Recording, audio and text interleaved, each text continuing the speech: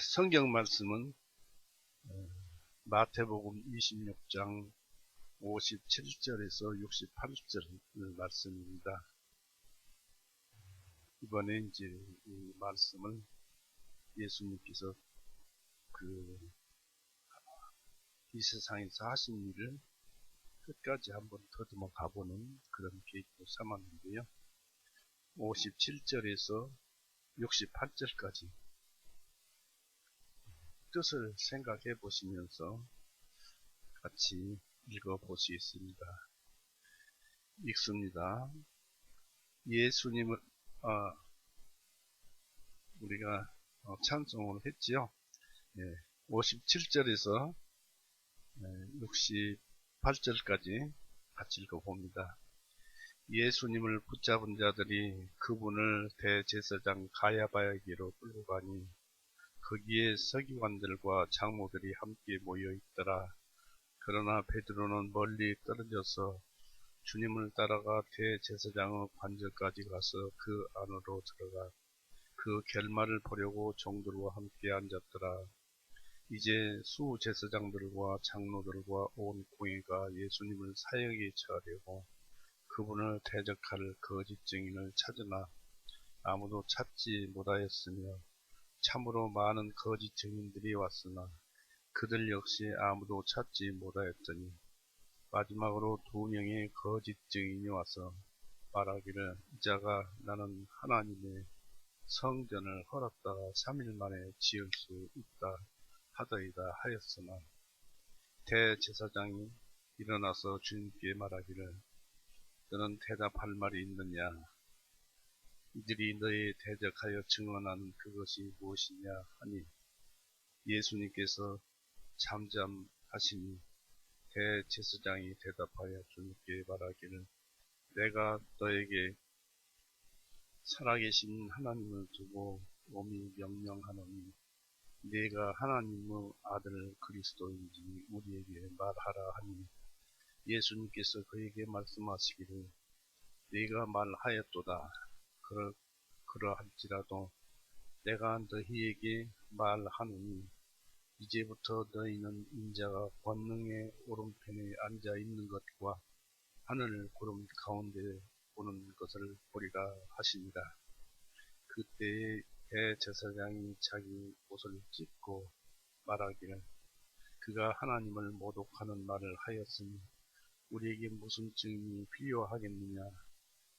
보라, 지금 너희는 그가 하나님을 모독하는 말을 들었도다. 너희는 어떻게 생각하느냐 하니 그들이 대답하여 말하기를 그는 사형에 해당하나이다 하더라. 그때 그들이 주님 얼굴에 침을 뱉고 그분을 주먹으로 치고 또 다른 이들을 손바닥으로 치며 말하기를 너 그리스도야 우리에게 예언하라. 너를 친 자가 누구냐 하더라. 네, 같이 기도하시겠습니다. 사랑이 많으신 하나님 아버지, 오늘날까지도 변함없이 이 성경의 말씀 어제나 오늘이나 동일하며 회준하는 그림자도 없으신 이 말씀으로 우리의 영혼을 구하시고 또 우리에게 은혜와 행복을 주셔서 삶에서 즐거움을 누리면서 살게 하신 줄 압니다. 우리가 주님으로부터 그 크신 죽으심으로 우리가 죄사함을 받을 때 주님과 함께 우리는 죽었고 이제 이 육신은 주님 것이어서 주님께서 바울을 통해서 말씀하신 대로 사나 죽으나 우리가 주의 것이로다 하신 말씀대로 이제 이 육신은 주님 것이옵니다. 그러나 우리가 우리 주장을 하고 살 때가 많습니다. 주님께서 우리의 이러한 모든 것을 점점 고쳐주시옵고 주님만 나타나 주시옵소서. 오늘 저희 교회의 적은 수이나 주님의 사랑과 은혜 가운데서 이렇게 모였습니다. 주님의 말씀을 들을 때마다 심령이 주님의 은혜가 함께하게 하여 주시옵소서. 또 오늘 함께하지 못한 형제 자매입니다. 그 모든 속사정이 있사오니 그 모든 것을 풀어주시고 또 마음이 주님께 있어서 이 교회에 같이 참석해서 우리와 함께 즐거움을 노래하게 하여 주옵소서. 이 시간도 주님께서만 인도하여 주옵소서. 감사드리며 예수님의 이름으로 기도드렸사옵나이다. 아멘. 네, 반갑습니다.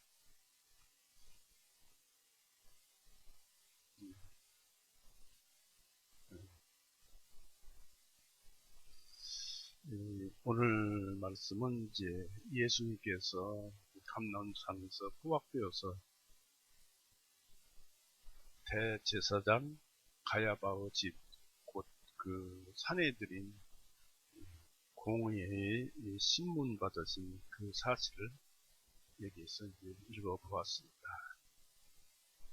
사람들이 깊이 잠든 한밤중에 서기관들과 장로들이 모여서 주님에 대한 그 자신들의 사악함을 만족시키기 위해서 밤을 새우며 주님이 그들 앞에 잡혀오기를 기다리고 있었습니다. 이러한 재판은 아주 계획적이었어요. 26장 2절 3절 보십시오. 26장 2절 3절 너희가 이틀 후면 유월절인 것을 아나니 인자가 배반을 당해 나무에 달려 못 박히기 위하여 넘겨지리라 하십니다. 그때에 수제사장들과 서기관들과 백성의 장로들이 가야바라 불리는 대제사장의 관저에 함께 모여 흉계를 꾸며 예수님의 십자가를 들고 모의하였더라. 그러니까 일반적으로 범죄를 하게 되면 범죄한 것을 조사하고 그 다음에 이제 재판관들이 재판정을 열어서 그 사람을 붙잡아서 죄를 신문합니다만은 이것은 죄가 있는지 없는지도 모르고 무조건 미리 모여서 예수님을 심판을 하려고 하는 그런 그 악한 계획을 여기에서 볼 수가 있습니다. 드디어 이제 주님이 잡혀온 그 가야바의 집 대제사장 관저에는 공회의원들이 기다리고 있었고 주님이 잡혀오자 주님을 에워쌌다는 그 성경 기록이 성취되어 있습니다. 시편 22편 16절에 그렇게 이제 에워쌌다는 말씀이 기록되어 있습니다. 그리고 그들은 그 해의 대제사장 그 가야바의 집에서 이틀 전부터 모였습니다. 아까 읽어본 것이 이틀 전입니다. 2절이 보니까 너희가 이틀 후면 유월절인 것을. 그래서 당장 심판하는 그날도 아니고 이틀 전서부터 예수님을 죽이려고 모의를 한 것입니다. 참 사악합니다. 예수님은 공회의원들의 법정에 드디어 이제 세워지게 되었습니다. 유다가 큰 공을 이뤘죠. 우리 죄를 넘겨받았음을 실증하는 율법의 대제사장 손에 넘겨지게 되었습니다. 율법은 고소를 하죠. 우리는 베드로의 비겁함과 연약한 마음을 58절에서 보게 됩니다. 베드로는 도망을 해서 멀리 떨어져서 예수님을 걸어왔죠. 베드로는 주님을 멀찍이 따랐습니다. 여기서 유념할 것은 그리스도 제자라면 당당하게 가까이 있어야 합니다. 멀리 떨어져 있을 때부터 베드로 주님에 대한 부인과 유혹은 시작되었던 것입니다. 그래서 예수님께서 감람산에서 세 차례 기도하실 때 깨어 기도하라는 말씀이 여기에서 이제 이런 환란을 겪기 때문에 그런 말씀이 있었습니다. 베드로는 주님께서 오늘 밤을 조심하라 미리 말씀해 주셨죠. 오늘 밤 내가 닭이 3번 울기 전에 내가 오늘 밤 닭 울기 전에 내가 나를 3번 부인하리라. 그런 조심하라는 경고를 받았었습니다. 우리는 그래서 돌이킨 베드로가 되어야겠죠. 처음에는 예수님을 떨어져 도망을 했습니다만은, 그러나 우리는 항상 베드로가 돌이킨 것 같이 마음을 반드시 하고 돌이켜야 할 것입니다. 그냥 구경만 하는 베드로가 되어서는 안 되겠습니다. 이 베드로가 뒤따른 것은 주님에 대한 결국을 보기 위한 것이죠. 어떤 심판을 받을 것인가. 결국을 알기 위해서 뒤따른 것입니다. 곧 자기의 그 신앙 양심에 따라서 뒤따랐다기보다는 호기심이 끌려서 따라갔다 해야 할 것입니다.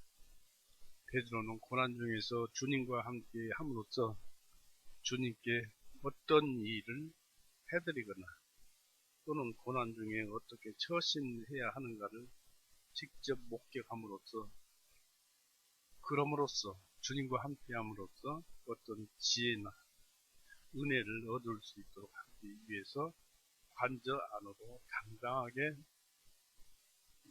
주님과 함께 따라 들어갔어야 했습니다.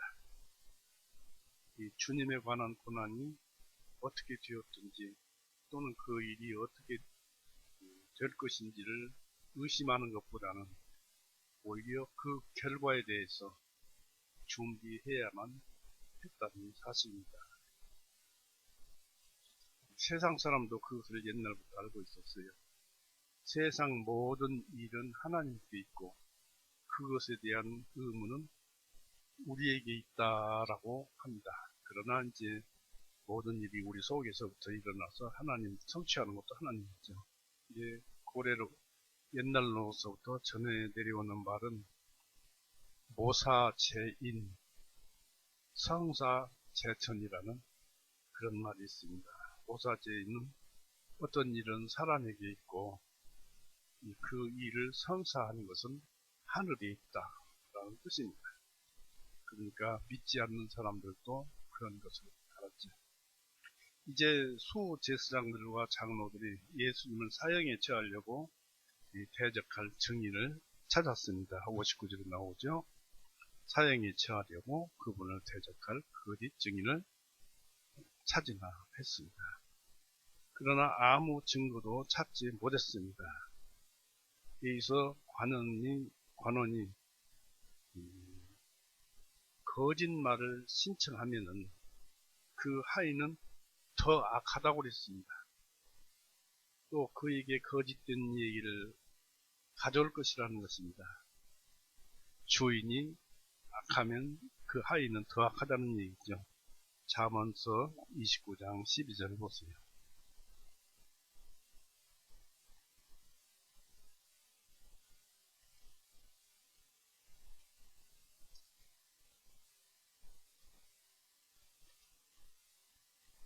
잠언서 29장 12절에 만일 치리자가 거짓말에 귀를 기울여 듣는다면 그의 모든 종들은 사악하여지느니라. 주인이 죄를 지으면 하인은 더 짓는다는 얘기입니다.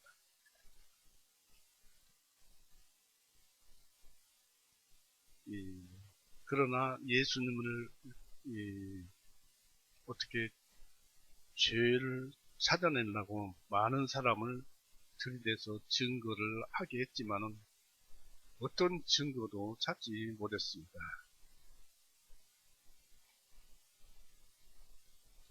60절에 보니까 59절 끝에서부터 보니까 그분을 대적할 거짓 증인을 찾으나 아무도 찾지 못하였으며 참으로 많은 거짓 증인들이 왔으나 그들 역시 아무도 찾지 못하였더니, 그만큼 예수님은 죄가 없으신 분입니다. 사람이면은 그 수많은 인생살이 속에서 잘못한 점이 많이 있을 텐데 예수님께서는 그 대제사장의 그 능력으로도 그 잘못한 죄를 찾아내지 못했다는 것입니다. 예수님은 죄가 없으신 분입니다. 드디어 이제 그 꼬투리를 하나 잡을 만한 그런 사람을, 거짓 증인을 찾았는데 성공을 했습니다. 60절 보십시오. 아무도 찾지 못하였으며 참으로 많은 거짓 증인들이 왔으나 그들 역시 아무도 찾지 못하더니 마지막 2명은 거짓 증인이 와서 그랬습니다. 거짓 증인이 왔다는 얘기입니다.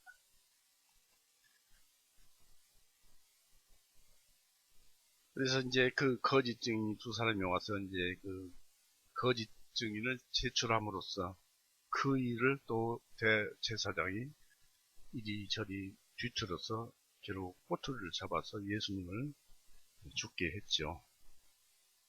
그래서 2 증인을 찾았는데 그들이 제시하는 증거는 61절입니다. 말하기를 이자가 나는 하나님의 성전을 헐었다가 3일 만에 지을 수 있다 하더이다 하였으나, 이 말이 거짓말이에요. 라고 이제 그렇게 증언을 했는데 왜 그러냐면 요한복음 보세요. 요한복음 2장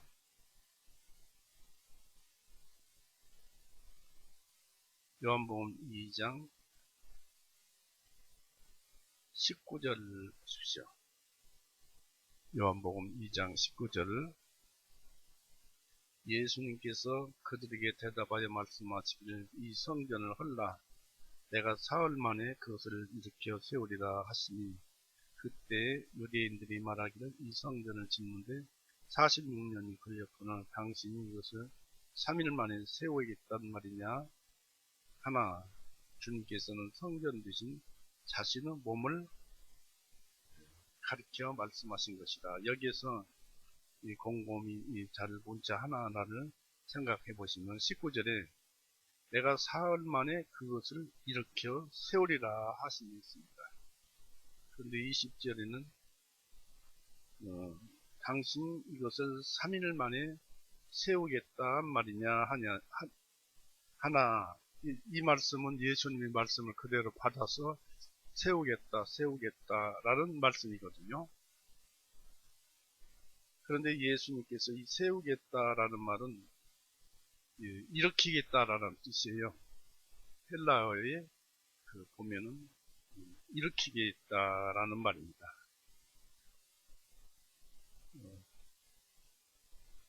그런데 이 성경에서는 빌드라고 해서 건축하는 걸로 이제 이렇게 얘기를 하고 있는데, 다시 한번 이제 그 마태복음으로 가보십시오. 61절에 보니까 이자가 하나님의 성전을 헐었다가 3일 만에 지을 수 있다 하더이다는 그렇게 말씀 안 하셨죠. 일으켜 세우시다, 일으키라고 했고, 세울 것이라고 했지, 사흘 만에 지을 수 있다라고 말씀 안 하셨어요. 그래서 예수님께서는 성전을 헐라 3일 만에 일으켜 세우겠다. 그 말씀은 예수님 자신의 몸이 성전됨을 가리켜서 예수님이 죽으시면 3일 만에 이제 다시 이 새로운 성전을 너희에게 주겠다 하는 그런 말씀이죠. 그런데 여기에서 이제 이렇게 성전을 헐라 내가 사흘 만에 짓겠다라는 걸로 이제 이렇게 말을 바꿔서 거짓 증이죠. 그러니까 그래서 거짓 증언입니다. 61절에 거짓 증인을 보내서 60절에 마지막으로 2명의 거짓 증언이 나와서 해서 거짓 증언이라고 했습니다.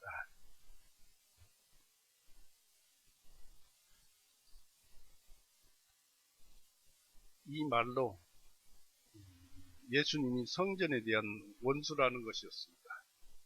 성전을 헐라는 그런 말을 해서 원수라는 것입니다. 그들은 성전을 아주 가치 있게 여겼고 그들이 다른 우상들을 버렸어요. 이스라엘이 우상 숭배를 해서 바벨론 포로로 끌려갔다가 70년 후에 돌아온 것은 우상 숭배 때문이다 해가지고 이스라엘이 그 후로 우상 숭배는 절대 안 했어요. 그러나 새로 지은 성전을 우상처럼 떠받들었어요. 그래서 그 성전을 우상시했던 것입니다. 그런데 예수님이 이 제목으로 해서 죽었습니다마는 스데반 있지, 사도행전에 나온 스데반도 이 죄로 이 정죄를 고소해서 정죄를 받고 죽었습니다. 그러기 전에 이 말씀을 보십시오. 이제 63전에 하나님의 아들 그리스도인지 우리에게 말하라 하니까 예수님께서 4절이 2절에 예수님께서 그에게 말씀하시기를 내가 말하였도다. 그러할지라도 내가 너에게 말하노니 이제부터 너희는 인자가 권능 모든 권능의 오른편에 앉아있는 것과 하늘의 구름 가운데 오는 것을 보리라. 이런 말씀을 하니까 이제 그 65절의 대제사장이 자기 옷을 찢고 말하기를 그가 하나님을 모독하는 말을 하였으니 해서 무슨 증인이 더 필요하겠느냐, 옷을 찢고 그랬습니다. 사도행전의 7장을 보십시오. 여기에서도 이와 같은 일이 벌어졌습니다. 이때는 그 유대 총독 빌라도의 그 사형 집행 허락을 받지도 않고 사람을 죽이는 그런 사건이 벌어졌습니다. 사도행전 7장 55절 57절.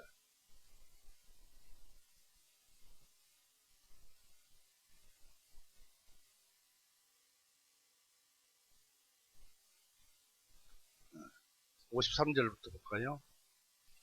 스데반이 말하기를 너희가 유대인들 율법자들에게 천사들을 통하여 제정하신 율법을 받고서도 그것을 지키지 아니하였도다 하니라. 그들이 이 말을 듣고 마음이 상하여 그를 향하여 이빨을 갖는다.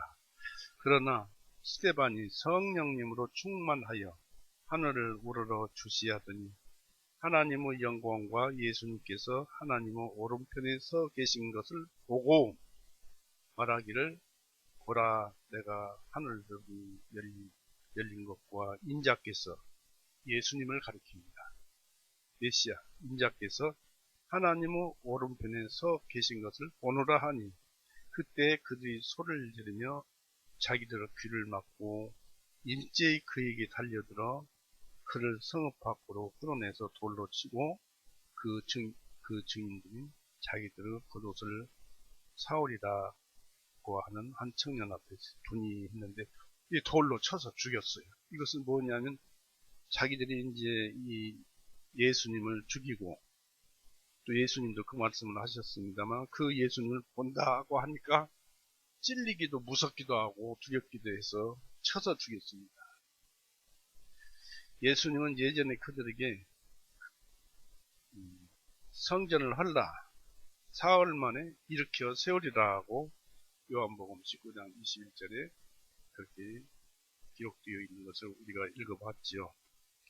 그러나 그 말씀이 율법으로도 그렇게 큰 죄가 못 되었습니다. 그것이 큰 죄였다면 지금 6월절 막바지인데 그 큰 죄였다면 몇 해 전에 공공연하게 여러 사람들에게 말했을 때 아무도 문제 삼지를 않았었습니다.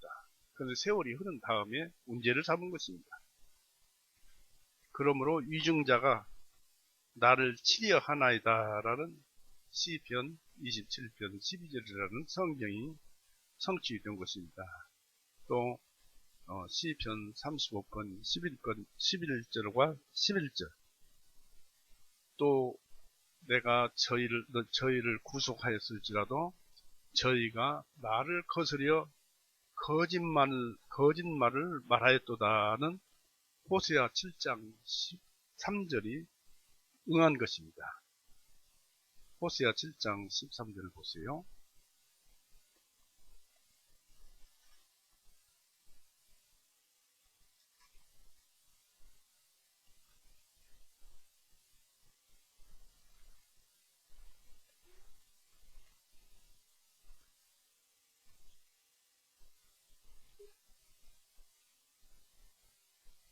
칠 장 13절에 그들에게 화가 있으리라. 이는 그들이 내게서 도망하였기 때문이라.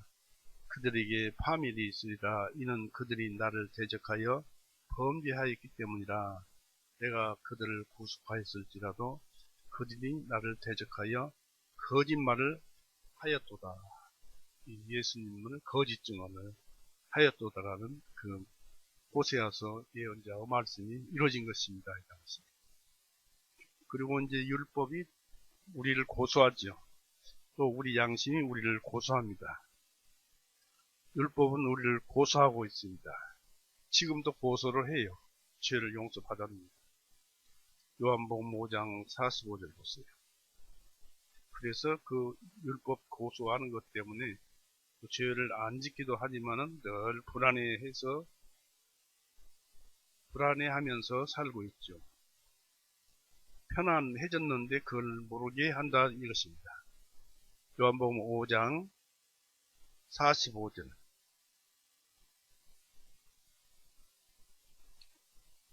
내가 너희를 아버지께 고소하리라. 생각하지 말라. 너희를 고소하는 이가 있으니 곧 너희가 신뢰하는 자 모세니라 했습니다. 모세는 율법의 대표자입니다. 율법이 고소한다. 그런 얘기를 요한복음 5장 45절에 기록되어 있습니다. 또 사단과 우리 자신의 양심도 우리를 고소하고 있습니다. 요한일서 3장을 보십시오.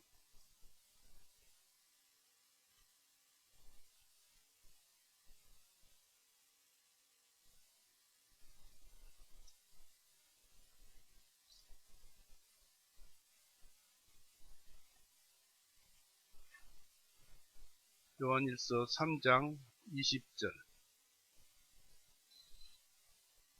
이는 만일 우리의 마음이 우리를 정죄할지라도, 정죄한다는 것은 고소할지라도, 우리를 정죄할지라도 하나님께서는 우리의 마음보다 더 크시고 모든 것들을 아십니다.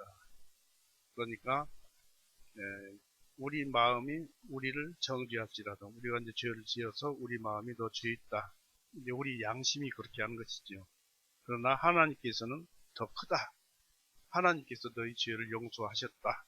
너는 너를 용서를 못할지 몰라도 하나님께서는 너를 용서하셨다라는 그런 뜻이 요한일서 3장 20절 말씀입니다. 우리가 당연히 받아야 할 모든 고소로부터 해방시키기 위해서 우리 예수님께서 지금 여기에서 고소의 대제사장 가야바의 고소에 순응하심으로써 주님은 거짓되게 고소를 당하셨습니다. 주님의 고난을 힘입어 우리는 모든 도전에 대해서 승리할 수가 있는 것입니다. 누가 능히 이 하나님의 택하신 자를 송사하리요 했습니다. 거듭난 자는 아무도 송사할 수가 없어요. 자기 양심만 그럴 뿐. 로마서 8장을 보세요.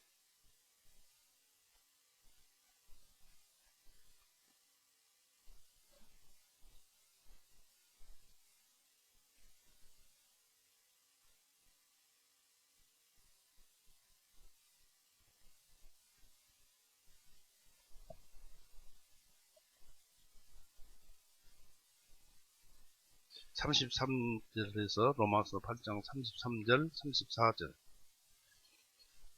누가 하나님께서 택하신 자들을 고소하리요. 의롭다 하시는 분은 하나님이시니 누가 정죄하리요.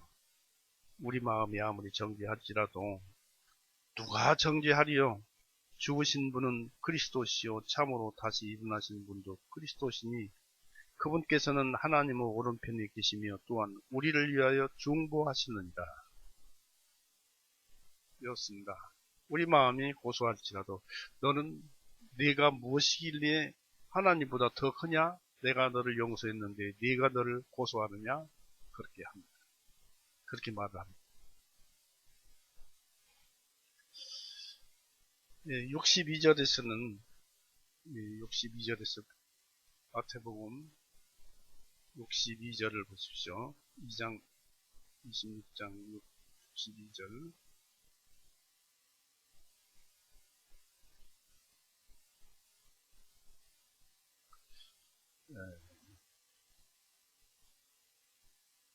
62절에서는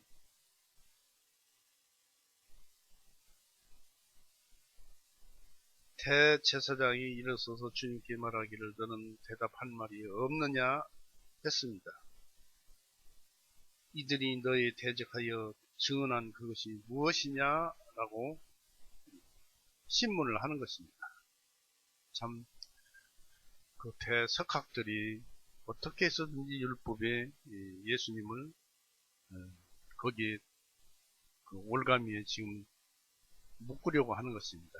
그래서 주님 한마디면 다 끝나지만은 이 재판관들이 놀랄 정도로 그들의 질문에 예수님은 침묵을 하셨습니다. 이것은 성경 이사야 53장 7절을 이루기 위해서였습니다. 예수님께서는 그들의 대꾸에 한마디도 대꾸도 하지 않으셨습니다. 또 시편 38편 12절 14절에도 예수님께서 이렇게 순환당할 것을 예언했지요. 이 주님께서 잠잠하신 것은 이제 주님의 때가 이르렀기 때문입니다. 곧 죽으실 때가 이르렀기 때문입니다. 증인들의 증언에 부인하지 않는 것은 그 판결에 순응하려고 하셨기 때문입니다. 그것은 후에 우리에 대해서 주님의 피가 말하도록 내버려 주셨던 것입니다.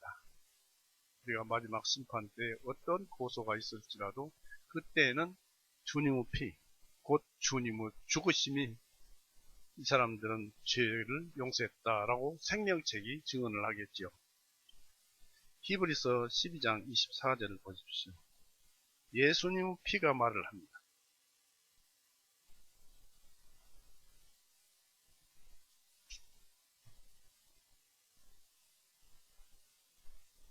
(12장 24절) 새 언약의 중보자이신 예수님께와 아벨의 피보다 더 좋은 것들을 말씀하시는 뿌린 피에게입니다. 라고 했습니다.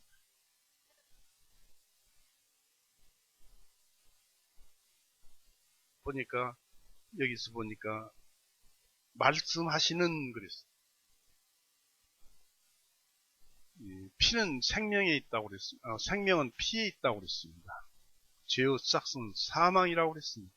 피를 흘리고 죽어야 그 사람은 죄가 용서가 되는 것인데 또 죄의 대가는 그렇게 죽어야 하지만은 죄 없는 사람이 그렇게 죽어야 죄를 용서를 해주는 것이지요.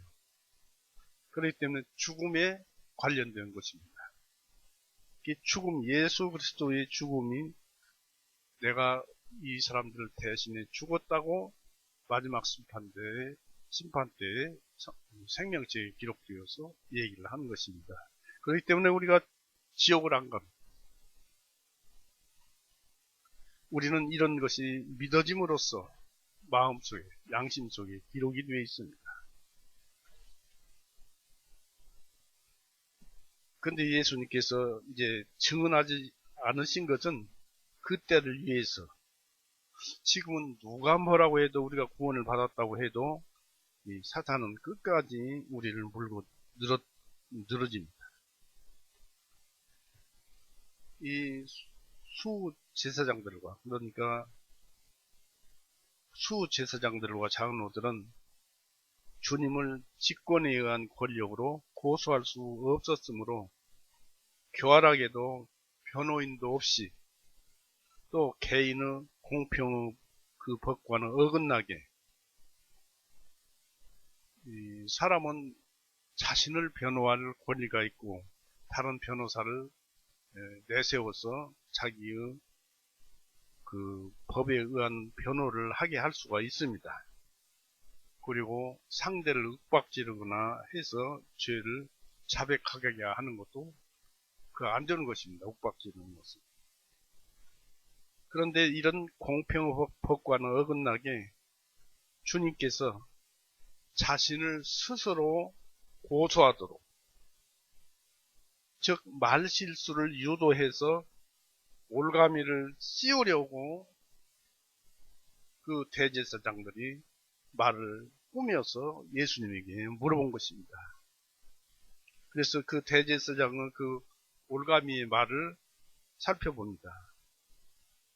질문 그 자체는 내가 하나님의 아들이냐 했습니다.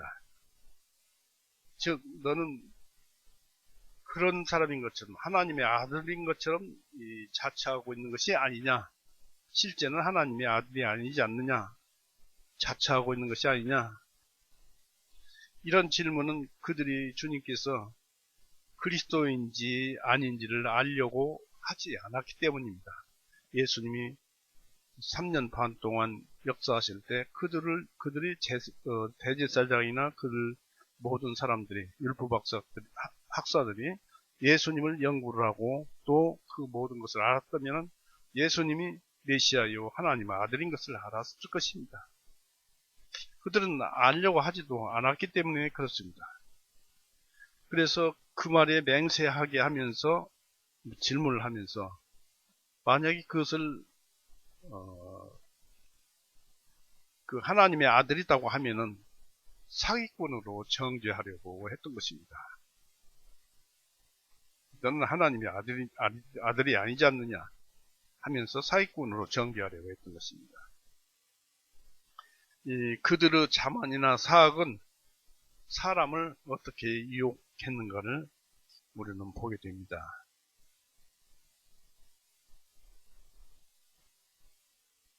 내가 보십시오. 63절에 예수님께서 잠잠하시니 대제사장이 대답하여 주님께 말하기를 내가 너에게 살아계신 하나님을 두어 엄히 명령하노니 내가 하나님의 아들 그리스도인지 우리에게 말하라 하니, 하나님의 아들 또 그리스도인지 말하라 하니 그랬습니다.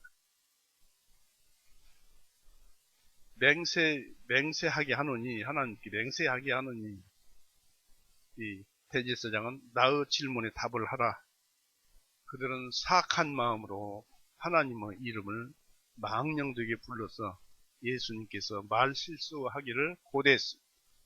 그들이 노리는 것 중에 또 하나는 그들의 질문에 답변을 거절하면 예수님께서 하나님의 이름을 멸시한다고 고소하려고 했던 것입니다. 그래서 이렇게 해도 죄가 되고 저렇게 해도 죄가 되고 그런 올가미를 씌운 거예요. 그래서 그들은 참 교활하죠. 이 질문에 대한 그들의 만족을 채워주는 주님의 답변이 64절입니다. 64절에 보니까 그때 대제사장이 64절에 보니까 예수님께서 그에게 말씀하시기를 네가 말하였도다. 내가 하나님의 아들이고 그리스도인지 네가 말하였도다. 그러할지라도 내가 너희에게 말하노니 하나님 아들인데 그러할지라도 너희에게 말하노니 이거 심판의 말씀입니다. 이제부터 너희는 인자가 권능 오른편에 앉아있는 것과 하늘 구름 가운데서 옳은 것들을 보리라 하시니라. 제대로 하나님을 알아본 자들은 사시나무 떨었을 것입니다.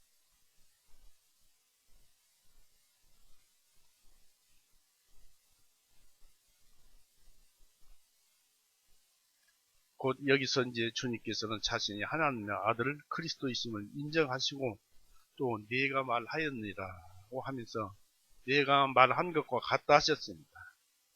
마가복음 14장 62절에는 네가 말하였다라고 하신 것이 아니라 내가 그니라, 네가 말한 대로 내가 그니라 하나님의 아들이고 메시아다 내가 큰일 하셨습니다. 지금까지 주님은 드물게 자신을 그리스도라고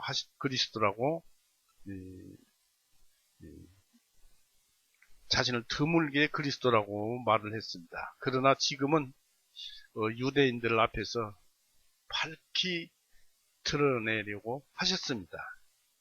그 이유는 주님께서 세상에 증거하러 오신 진리를 부인하는 것처럼 보였기 때문입니다.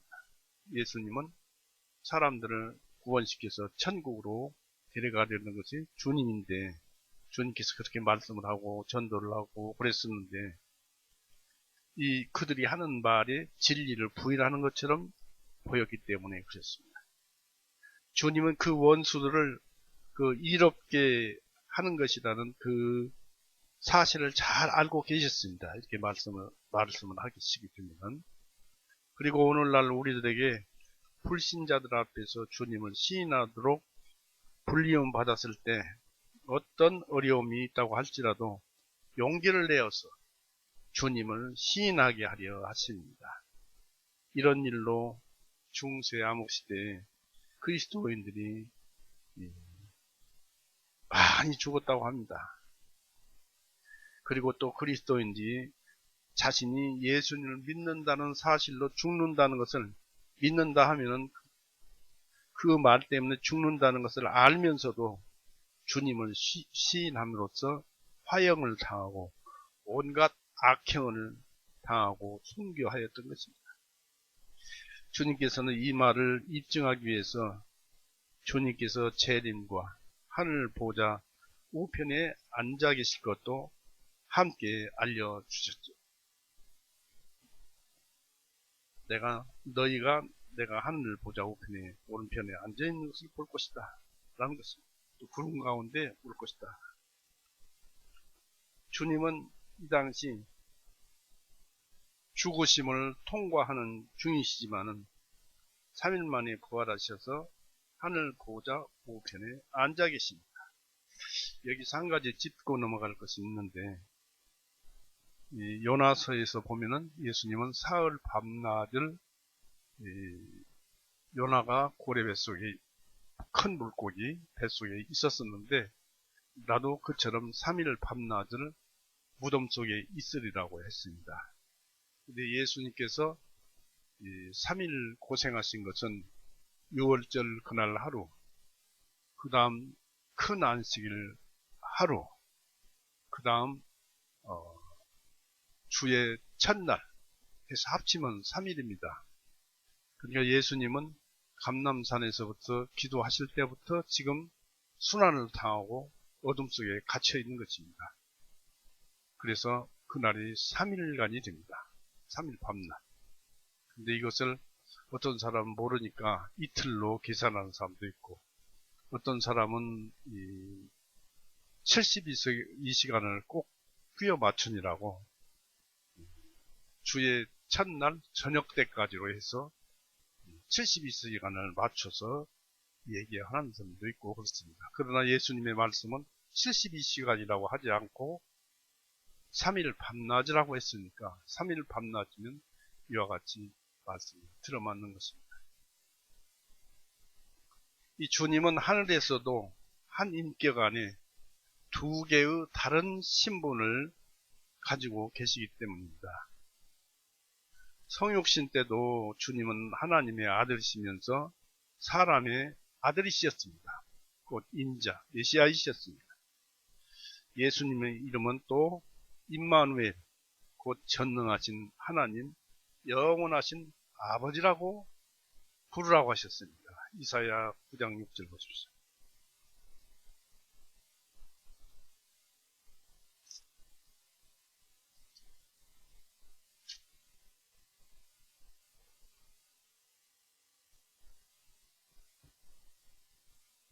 이사야 9장 6절,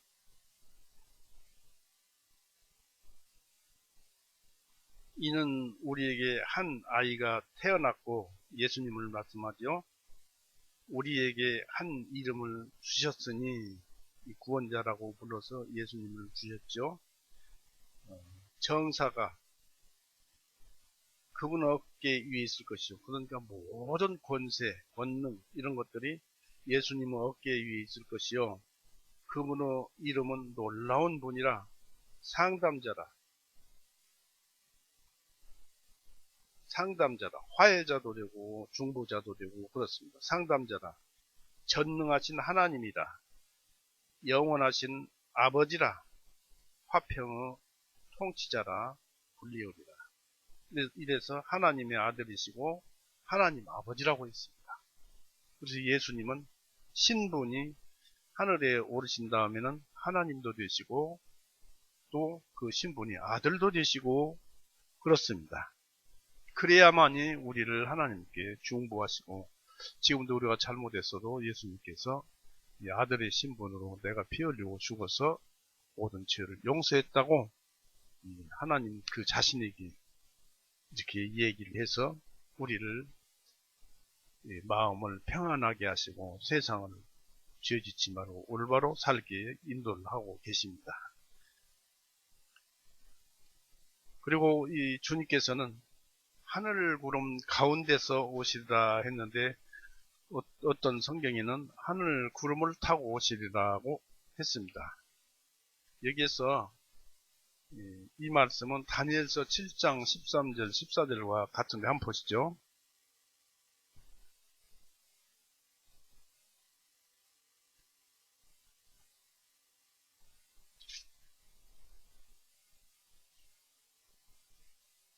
다니엘서 7장 13절 14절. 내가 밤의 환상들 속에서 보았더니 보라, 인자 같은 분께서, 메시아 같은 분께서, 예수님께서 하늘의 구름들과 함께 오셔서 했는데, 개역성경에는 구름 타고 함께 오셔서 옛적부터 계시는 분에게 나아가니 그들이 인자 같은 분을 그분 앞에 가까이 인도하였더라 했습니다. 여기서 이 하늘 구름이라는 것이 도대체 무엇이냐, 우리가 이제 오랫동안 그 질문을 의문을 가지고 하늘 구름이 무엇이냐 사전도 뒤져보고 이것저것을 이제 알아보았습니다만은, 이것이 이제 이 예수님의 재림에 대한 가시적 현현을 예수님께서 드러나시는 가시적 현현, 보이게 드러나시는, 눈으로 보이게 드러나는 현현이나 또는 주님의 그 가시적 영광과 권능, 영광과 그 권능을 우리 눈에 보이도록 나타나는, 이것을 구름으로 표현한 것 같습니다. 그런 데서 영광과, 주님께서 영광과 권능 가운데서 나타났다고 볼 수도 있는 것입니다. 여기서 지금 주님은 수제사장들과 장로들을 두렵게 하기 위해서 심판에 대해서 말씀을 하셨습니다. 마지막 날 주님의 심판은 의인들에게는 더 이상 위로를 주는 것도 없고, 또 악인들에게는 더 이상 이처럼 재판하는 것이 공포를 주는 것도 없을 것입니다. 64절 보시면은 인자가 권능 오른편에 앉아있는 것을 그것과 하늘구름 가운데 오는 것을 보리라. 믿지 않는 자, 죄인들은 하나님 오시면 무서워서 이 공포 속에서 어찌할 줄을 모를 것입니다. 이 주님의 재림에 대한 말씀으로 그 유대 수제사장들, 이런 사람들, 그들은 유죄로 판결했습니다. 옷을 찢고 그냥 막 대제사장이 옷을 찢었어요. 옷을 찢고 그 증거로 이제 대제사장이 옷을 찢었습니다. 그런데 율법에는 제사장이 옷을 찢는 것은 금하고 있어요. 또 그 해의 대제사장입니다. 그런데 옷까지 찢어가면서 예수님을 정죄로 했으니 큰 죄를 범한 것입니다. 레위기 10장 한번 봅시다.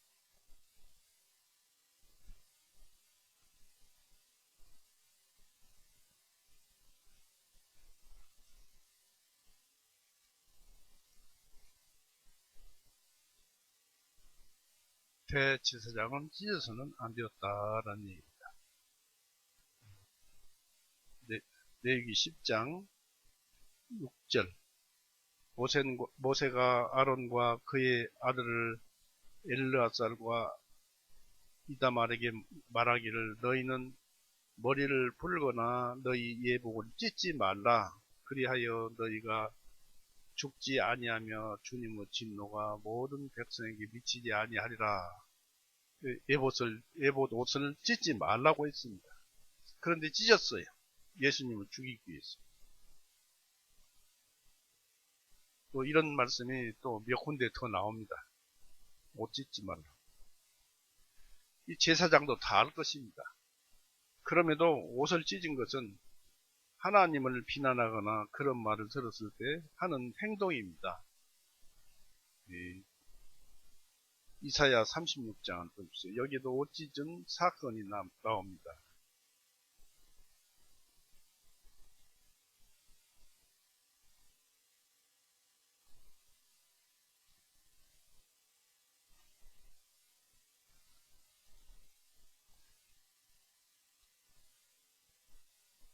이사야 36장 22절 보세요.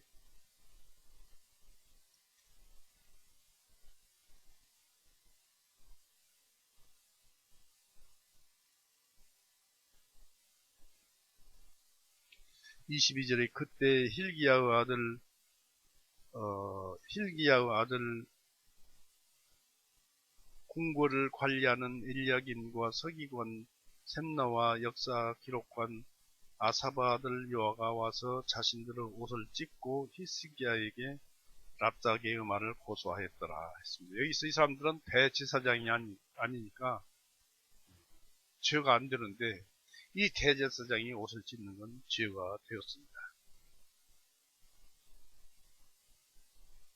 또 37장에도 나옵니다만은 옷을 찢은 기록이 나오는데 이것은 자기들의 창조주 하나님을 여호와 하나님을 감히 이름도 망령되이 부를 수 없는 분을 자기들 앞에서 우리 예수님께서 자신이 하나님의 아들이라고 선포하심으로써 주님께서 하나님을 모독한다고 참남되다고 하나님을 모독했다고 옷을 찢었습니다.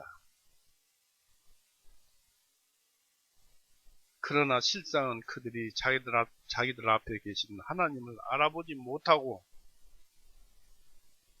악한 마음으로 주님을 정죄함으로써 자신들 스스로가 자신들에게 신성 모독죄를 정죄하고 말았습니다.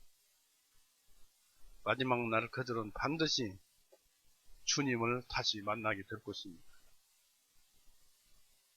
주님을 정죄한 것은 하나님을 모독하는 것이었습니다. 큰 죄죠.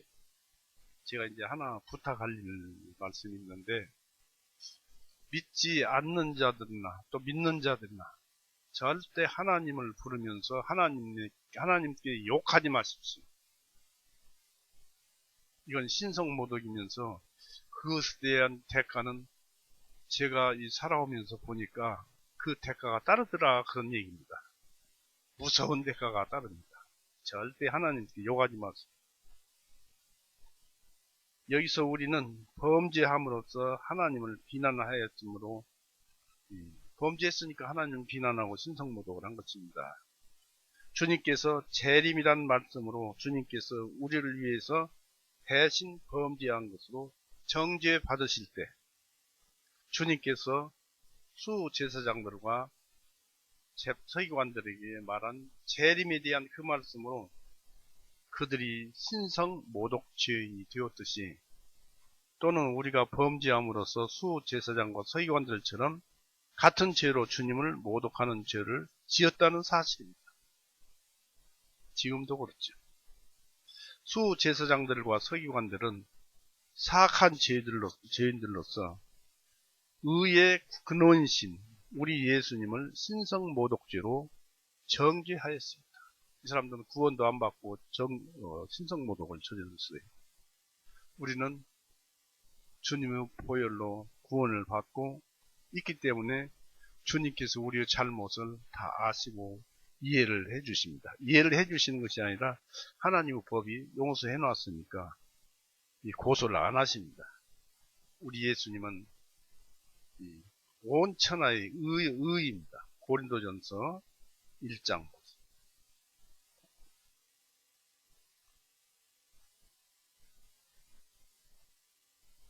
고린도전서 1장 29절 31절 보세요. 29절 31절 고린도전서. 이것은 아무 육체도 그분 앞에서 자랑하지 못하게 하시려는 것이니라. 그러나 너희는 그분께로부터 나서 그리스도 예수님 안에 있고 예수님께서는 하나님께로부터 나시어 우리에게 지혜와 의와 거룩함과 구속함이 되셨습니다. 우리에게 예수님의 말씀이 진리의 말씀은 지혜가 되고 또 의로움이 되고 그래서 구원받는 것이고 또 거룩함이 되는 것이고 우리의 거룩함을 주시는 것이 예수님의 의로움입니다. 구원받은 것이 거룩한 것이고 지혜가 그 속에 들어있고 하나님을 경외하는 것이 지혜의 근본이요 시작이라고 했습니다. 그런데 우리는 지혜 속에 들어가 있는 거예요. 구원을 받음으로써. 이것은 기록된 바 자랑하는 자는 주님 안에서 자랑할지니라 함과 같으니라 했습니다. 예수님은 의예요. 그러한 온 천하에 의라고 하는 분은 오직 예수님 한 분뿐인데 그분을 모독하는 신성모독죄를 그 대제사장들이나 이런 사람들이 지었고 우리도 간간히 잊어버리지만 범죄함으로써 그런 신성모독죄를 저지릅니다. 물론 우리는 돌이키고 합니다만은 구원받지 못한 사람들은 어찌합니까? 그 사람들은 이제 뜨거운 불만 남았을 뿐입니다. 주님을 정죄하고 내려진 이 선고가 66절입니다. 대제사장이 옷을 찢으면서 66절에 너희는 어떻게 생각하느냐? 다른 제사장들에게 너희는 어떻게 생각하느냐 하니 그들이 대답하여 말하기를 그는 사형에 해당하나이다 하더라. 이미 이틀 전에 사형시키기로 결정을 다 해놓고 짜고서 이제 사형에 해당하나이다 하리라 하고 여기서 말을 하고 있습니다. 합법화시키려. 대제사장 가야바가 패석한 판사들에게 너희는 어떻게 생각하느냐? 이 주님을 신성모독자로 결정하고 나서도 그런 것입니다. 그러면서 다른 판사들의 의견을 구하는 것처럼 동료 판사들의 의견을 물었습니다. 아주 비열하고 간사하게도 자신의 그 악한 생각을 공의라는 허울 속에 감추고 있었습니다.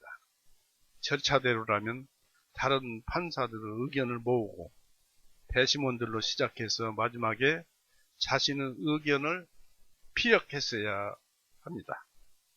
심리도 충분한 기일, 며칠 몇 날을 두고 경우에 따라서는 몇 달을 두기도 합니다만 충분한 기일을 두고 오랫동안 심사숙고한데 판결을 했어야 합니다. 그런데 그날 붙잡아와서 그날 사형 판결을 했습니다. 이사야 53장 보십시오.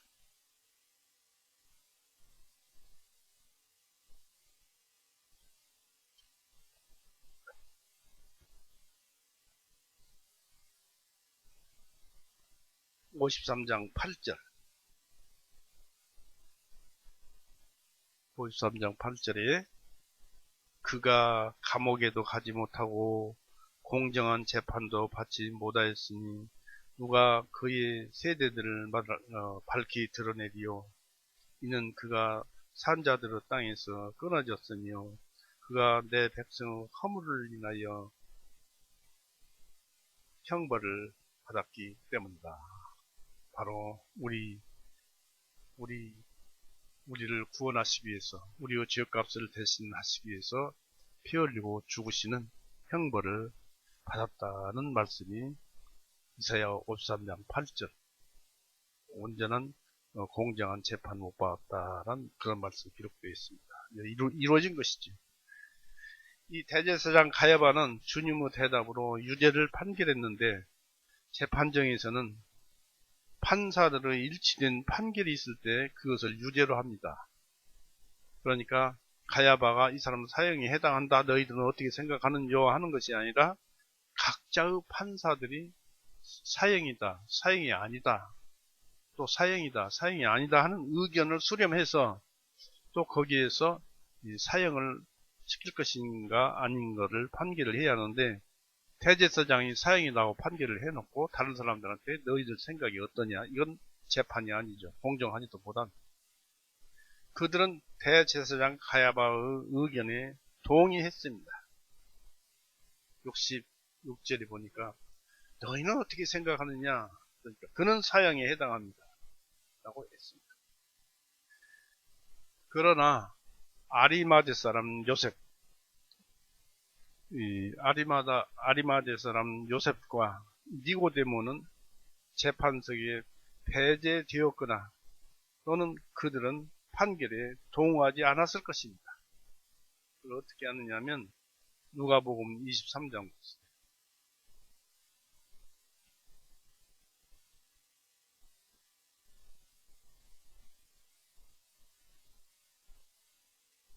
누가복음 23장 51절 보세요.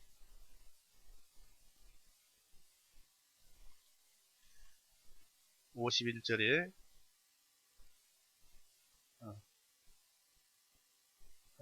50절부터 볼까요? 50절. 보라, 거기에 공회 의원으로 요셉이라는 한 사람이 있었는데 그는 선하고 의로운 사람이더라.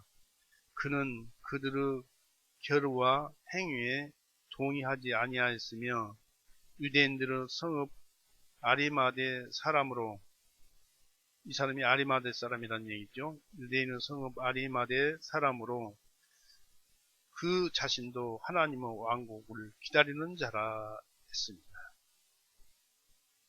그러니까 아리마대 사람 요셉과 예수님 말씀을, 요한복음 3장에 예수님의 말씀을 듣고 구원받은 니고데모는 동의를 하지 않았을 것이다, 이것입니다. 않았다고 성경에 기록되어 있습니다.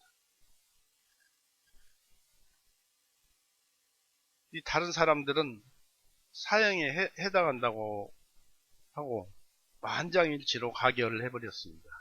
즉 율법으로 죽음이 마땅하다는 것입니다. 그렇습니다. 모든 인간들은 예수님이 오시기 전 모든 인간들은 율법에 의해서 다 죽음을 당해야 마땅했습니다. 그러니까 예수님께서 대신 그렇게 율법에 대해서 우리 대신 죽으시는 것입니다. 율법적으로 죽음이 마땅하기 때문에, 그렇기 때문에 당신은 로마 통치하에서 유대인은 사형 집행 권리를 가지고 있지 않지만 로마 통치자에게 끌고 가서 억지로 사형 집행 허락을 받아서 예수님을 죽였죠. 스데반도 이와 비슷한 죄목으로 유대인들이 직접 죽였습니다. 사도행전 7장 58절 아까 보았지만은 예수님을 본다. 그들의 마음이 예수님을 죽이고 마음이 찔렸을 것이고 또 예수님을 드러내니까 나중에 심판받을 것이 두려워서 스데반을 돌로 쳐서 죽였습니다. 그들은 분노와 두려움에 떨면서 스데반을 죽였습니다.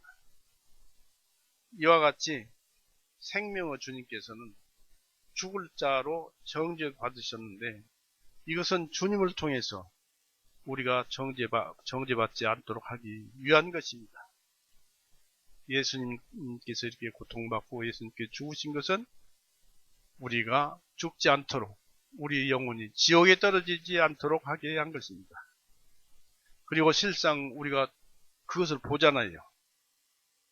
우리는 예수님을 믿음으로 인해서 믿음만 가지고 얘기하는 것이 아닙니다. 믿음은 생명이요, 믿음은 실상, 믿음은 바라는 것들은 실상이요, 보지 못하는 것들은 증거라고 했습니다. 이처럼 믿음으로 우리는 예수님과 함께 죽었다라고 했습니다. 그러면 이 육신은 예수님 거예요. 그 예수님에 의해서 우리가 살고 있습니다.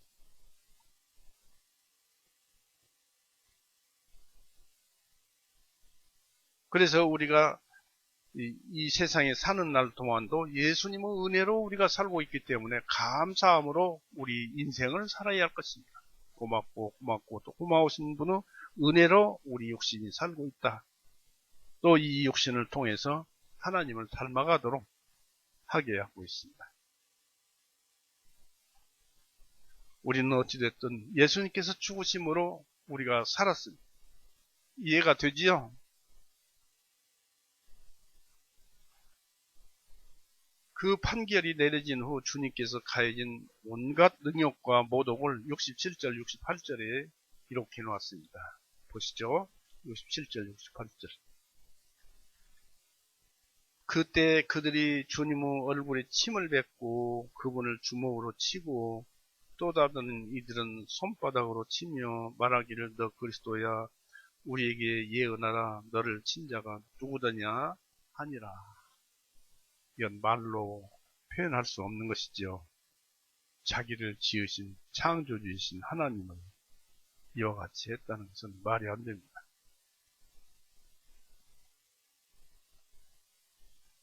주님의 얼굴에 침을 뱉고 주먹으로 치고 손바닥으로 쳤어요. 얼마나 모욕적입니까? 수제사장들과 장로들은 로마 총독을 설득한다는 보장이 없었어요. 사형 판결을 해서 자기들은 판결을 했지만 로마 총독이 죽게 하는 권리를 줄지 안 줄지를 몰랐다는 얘기입니다. 그래서 미리 이제 판결을 해놓고 미리 주님께 분풀이로 최대한으로 폭행을 하고 있는 것입니다. 가야바의 판결이 나오자마자 지옥이 주님에게로 이렇게 터져서 쏟아져 나온 것처럼 어떤 동정과는 거리가 먼 혹독한 취급을 받으셨습니다.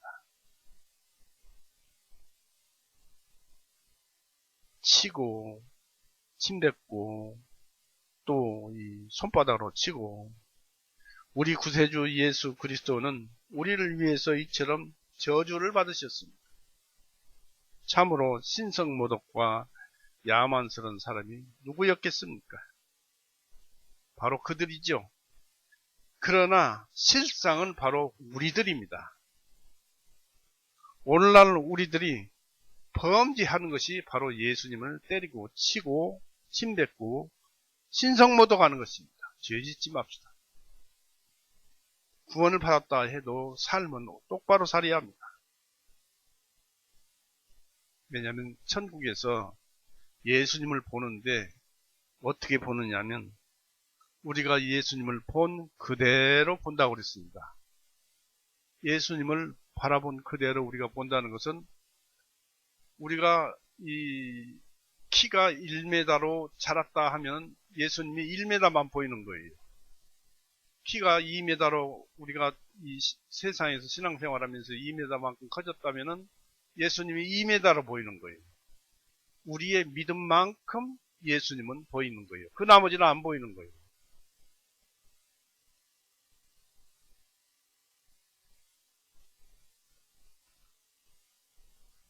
그래서 우리는 주어진 육신을 보람있게 살아야 합니다. 힘들고 또 매 순간 욕설이 나오고 올바른 생각들이 안 나오고 그럽니다만 그럴 때마다 내가 주님을 또 모욕하고 있구나 하는 그런 생각들을 오늘 말씀에서 배우게 됩니다. 그래서 한순간 한순간도 허투루 살아서는 안 되겠구나. 신성모독이구나. 이것입니다. 이로써 이사야 50장 6절 말씀이 이루어졌습니다. 이사야 50장 6절 볼까요?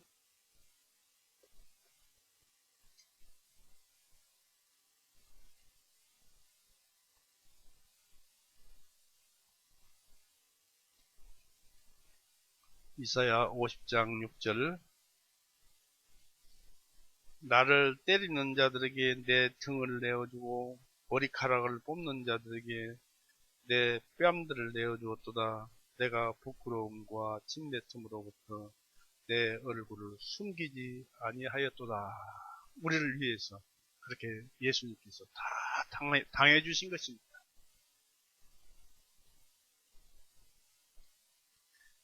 이런 고난을 통해서 우리를 구원해 주신 거예요. 모든 고통과 고난을 다 겪으신 것입니다. 욥기서에 나온 욥은 그에게 행해진 이런 모욕에 불평을 했어요.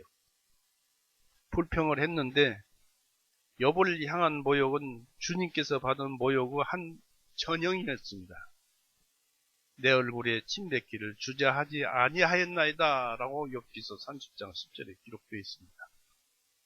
그런데 하나님께서 만드신 사람들이 감히 자기를 만드신 창조주를 모욕한다는 것이 옳은 일이겠습니까?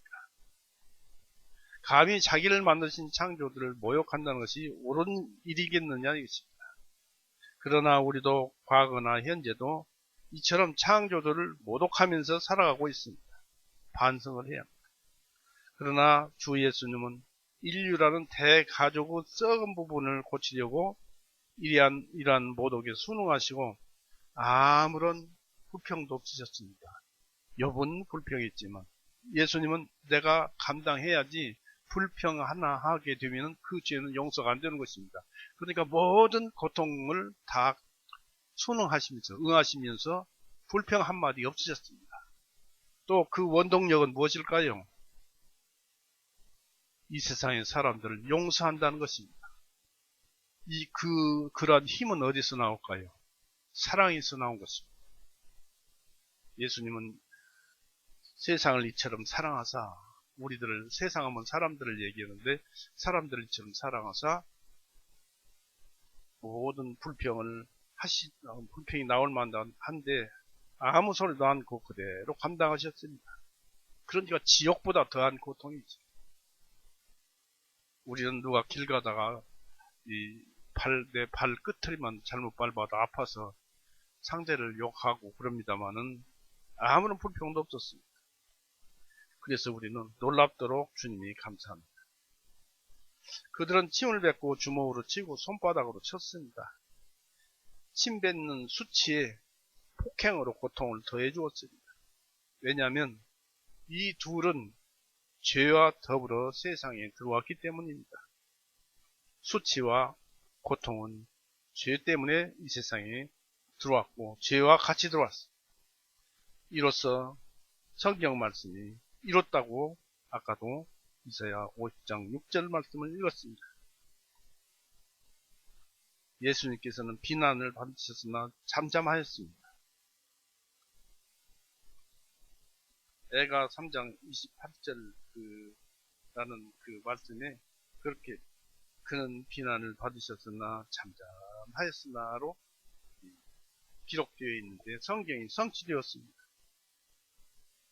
누가 몸에다가 고통을 가하고 욕을 하고 오는데 한마디도 대꾸하는 사람이 누가 있습니까? 사람이 그렇게 할 수 있겠습니까? 하나님의 아들이신 예수님만, 인자이신 예수님만, 메시아이신 예수님만 그렇게 하실 수 있습니다. 때문에 지옥보다도 더 고통스러운 그 고통을 우리로부터 다 옮겨 받으셔서 우리 죄를 용서하시겠습니다. 믿기만 하면 됩니다. 그 사실을 우리가 알기만 하면 됩니다. 그리고 더 모욕적인 것은 예수님께서 받은 것 중에 더 모욕적인 것은 너 그리스도야 우리에게 예언하라. 너를 친 자가 누구더냐라고 68절에 얘기를 합니다. 참 무지한 사람입니다. 말하기를 너 그리스도야 우리에게 예언하라. 너를 친 자가 누구더냐 아니라고 했습니다. 여기에 보면은 불행에 처한 사람을 조롱해서 즐거워한다는 것은 실로 야비하고 비참한 일이 아닐 수 없습니다. 이러한 인간성의 최소한의 순수함을 회복시켜 줄 수 있는 그런 것들이 필요하겠죠. 그래서 오죽이나 했으면은 일반 종교라도 다니라고 합니다. 그리스도교가 아니라 이렇게 악하니까 일반 종교라도 다녀서 최소한의 이성을 회복하라 그런 얘기죠.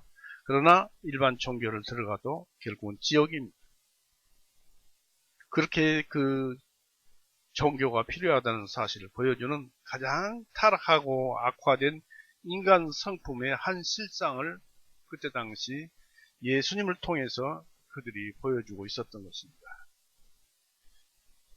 그들이 예수님의 이적과 유대인들이 예수님의 이적과 예언자라고 불리우는 것을 잘 알고 있었으면서도 예수님을 여러 사람이 치면서 자기를 치는 자가 누구인지를 말하라고 시험하면서 조롱을 했습니다. 벨사사르 잔치에 성전 그릇들을 사용한 것처럼 성경을 모독하면서 조롱하고 거룩한 말씀을 쾌락으로 즐겨서 그들은 주님께 동일한 모욕을 행한 자들입니다. 벨사사들이 어떻게 되었습니까? 나중에는 그 예언이 떨어지자마자 그날 밤에 벨사살이 죽었어요. 왕이었습니다. 다니엘서 5장 한번 보십시오. 한번 읽어보겠습니다.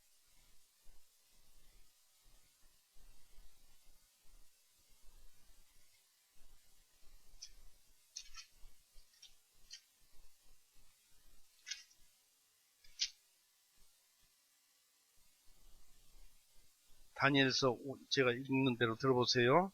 다니엘서 5장 1절에서 7절까지 볼 것입니다. 벨사살 왕이 그의 영주들 1,000명에게 큰 잔치를 베풀고 그 1,000명 앞에서 포도주를 마시니라. 벨사살이 포도주를 맛보며 자기 아버지 느부갓네살이 예루살렘에 있는 성전에서 뺏어온 금과 은 그릇들을 가져오라고 명령하였으니 이는 왕과 그 통치자들과 그의 아내들과 그의 후궁들이 그것들로 마시려 하기 때문이다. 그때 예루살렘에 있는 하늘의 전의 성전에서 취해왔던 금그릇들을 그들이 가져오니 왕과 그의 통치자들이 그 아내들과 그의 후궁들이 그것들을 가지고 마셨더라. 그들이 포도주를 마시고 금과 은과 놋과 철과 나무와 그리고 돌로 만든 신들을 찬양하니라. 성전에서 사용했던 그 기명들, 그릇들을 이것을 느부갓네살이 이스라엘에서 쳐들어가고 이스라엘에서 빼앗아 왔어요. 그것을 가지고 그 아들 벨사살이 술을 먹고 지금 흥을 즐기려고 합니다. 그때 이제 잘 먹고 잘 놀았죠. 5절에 바로 그때 사람의 손의 손가락들이 사람은 안 보이고 손의 손가락들이 나와서 등잔대 맞은편 왕의 궁궐의 회칠한 벽 위에 기록하니 왕이 기록하는 그 손의 부분을 보니라. 사람은 안 보이고 손가락이 글씨를 쓰는 것입니다.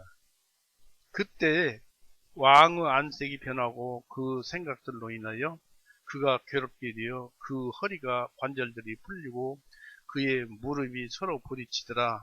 왕이 크게 외쳐 점성가들과 갈대아 사람들과 점쟁이들을 불러오라 하고 또 왕이 바빌론의 현명한 자들에게 전하여 말하기를 누구든지 이 기록한 것을 글씨를 이제 기록했는데 이 기록한 것을 글씨를 읽고 그것의 해석을 나에게 보이는 자는 주홍색으로 옷 입힐 것이요 금목걸이를 그 목에 두르게 하며 왕국에서 세 번째 자리 지리자가 되게 하리라 했습니다.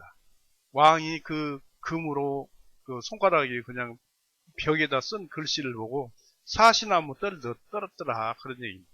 그러면서 모든 그 점성가들이나 예언가들을 불러서 이 글씨를 좀 해명을 좀 하게 해달라 했는데 그 해명이 24절부터 나옵니다. 24절 보십시오. 5장 24절. 24절에 그래서 이제 누가 나타났느냐면 다니엘이 이제 해설을 해주는데 24절에 그러므로 그분께서 그 손의 한 부분을 보내셔서 이 글이 기록되었나이다. 기록된 이 글은 이것이니 곧 메네 데겔 우 바르시니이니다 라고 그 사람에게 읽어주었습니다. 그 벨사살 왕에게 다니엘이 기록된 이 글은 이것이니 곧 메네 데겔 우 바르시니이다. 그것에 대한 해석은 이것입니다. 메네는 하나님께서 왕국을 세셔서 왕의 왕국을 끝내셨다 하며, 데겔은 왕을 저울에 달아보았더니 부족함이 나타났다 하며, 페레스는 왕의 왕국이 나뉘어서 메대 사람들과 페르시아 사람들에게 주어진다 합니다 하니라. 그때 벨사살이 이제 이 예언을 다 듣고 난 뒤에 그때 벨사살이 명령함으로 그들이 다니엘에게 주홍색으로 옷을 입히고 금목걸이를 그의 목에 걸어주고 다니엘에 관하여 선포하여 그를 그 왕국 세 번째 치리자가 되게 하였더라. 그런데 그날 밤에 갈대아 사람들이 왕 벨사살이 갈대아 왕 그들 왕 벨사살이 죽임을 당하고 그랬습니다. 그날 밤 메대 사람 다리오가 그 왕국을 취하했더니 그때 그가 약 62세였다 했습니다. 그 벨사살은 성전 기명, 성전 그릇으로 그 자기 부인들과 후처들과 술 먹고 놀다가 또 많은 사람들 불러서 놀다가 잔치를 불러서 놀다가 이렇게 즐기다가 이렇게 하나님의 그 징계를 받은 거예요. 진노 가운데서. 그래서 벨사살이 죽었습니다. 무엇을 말합니까? 성전 그릇을 가지고 이게 술 먹는 흥을 즐기는데 썼다는 것은 하나님을 모독한 것이었다는 것입니다. 하나님을 모독한 자는 이런 혹독한 징계를 받습니다. 그런데 이런 징계를 받아야 할 우리가 믿음이라는 이 생명, 믿음이라는 살아있는 이것, 우리 양심에 기록된 믿음, 우리 양심에 기록된 이 예수님의 모든 죄를 용서하신 이 사실 내역, 예수님이 이처럼 고통받고 모욕과 모든 그것을 다 당하심으로써 성령 모독 다 했는데 예수님께서 지금 하나님이시잖아요. 이런 모독을 다 당하셨는데 그것을 알기만 하면 이 지금 벨사살이 죽은 것 같은 그런 죽음은 당하지 않는다 이것입니다. 그런 죄를 범하고 있어요. 그러니까 하나님의 그 은혜, 바로 예수님의 그 죽으심의 은혜가 얼마나 큰지 모르겠습니다. 이것을 예수님께서 골고다에서 피 흘리고 죽으심으로써 다 이뤄놓고 이거 한 가지 믿고 살으라는 것입니다.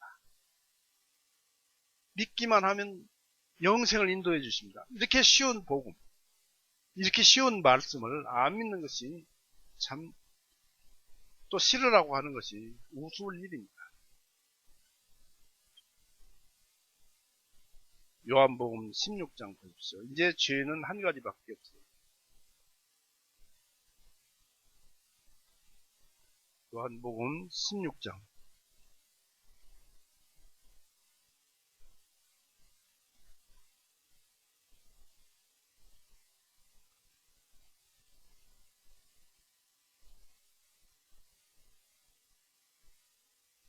요한복음 16장 9절 보십시오.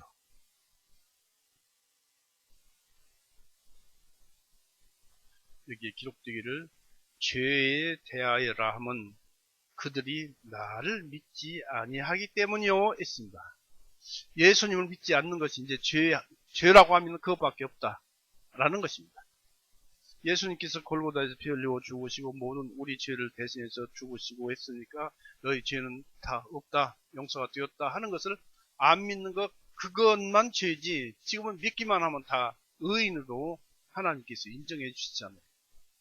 그러면서 믿음을 주시는데 그냥 주시느냐면 성령님까지 같이 주셔가지고 성령님 속에서 모든 원리와 능력과 신적인 기의 성품과 이런 것들이 있어서 사람이 타락한 본성과 죄의 본성 딱 억눌러 이기시고 거듭난 자는 죄를 짓고 싶어도 이제 그때서부터 죄를 안 지으려고는 성품이 만들어져 있는 거예요. 그래서 죄를 안 짓는 거예요. 점점 죄를 짓는 것이 잦아져 들어가요. 우리 예수님은 그걸 바란 거예요. 그래서 이제 죄인들은 믿기만 하면 천국에로 영생으로 인도해 주실 것이고, 우리도 이런 말씀을 들으면서 더 우리는 선한 삶에 우리를 내어줍시다. 우리 육신 누구 거예요? 예수님 것입니다.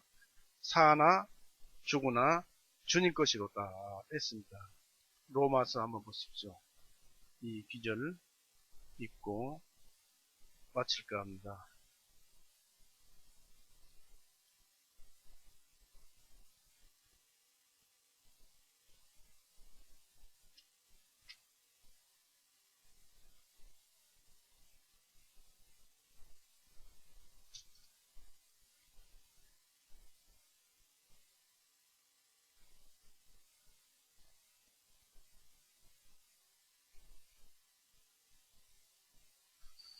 로마서 14장 보십시오.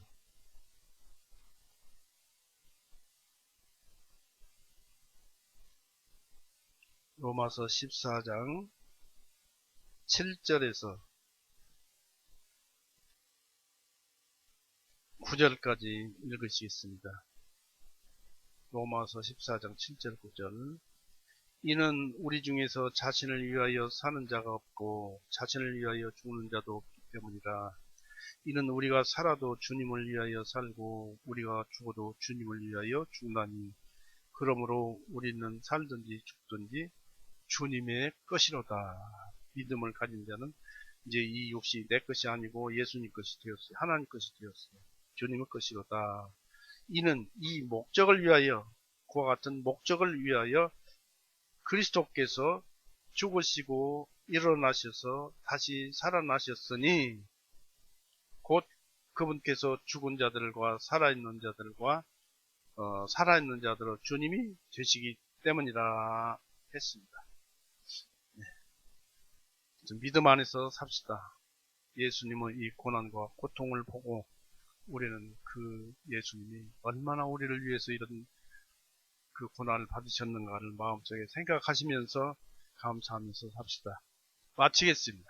같이 기도하시겠습니다. 사랑이 많으신 하나님 아버지, 오늘도 그 주님의 크신 사랑으로 어떻게 그렇게 그런 수치와 고난과 고통을 참으셨는지, 또 아무 불평도 없으셨는지, 이렇게 참으신 사람은 이 세상에 단 한 사람도 없습니다. 이런 고통을 받으면서 오직 일념으로 우리의 죄를 용서하는데 온 마음과 영혼을 죽기까지 쏟아부으신 우리 주님, 참으로 감사합니다. 저희에게 이런 복을 내려주셔서 이제 주님을 찬송하게 하고 또 주님께 영광을 돌리게 하는 삶을 살게 해주셔서 감사합니다. 언제나 주님만 붙들고 또 동행하게 하여 주시옵소서. 또 우리 형제 자매들, 또 모이지 못한 형제 자매 주님께서 사랑하고 지키셔서 이 말씀이 생명이 되어서 그 안에서 성장하게 하여 주시옵소서. 우리를 죄에서 영원히 구원해 놓으시고 이제는 죄 없다 하신 우리 구세주 예수 그리스도 이름으로 하나님 아버지께 감사하며 기도 올렸사옵나이다. 아멘.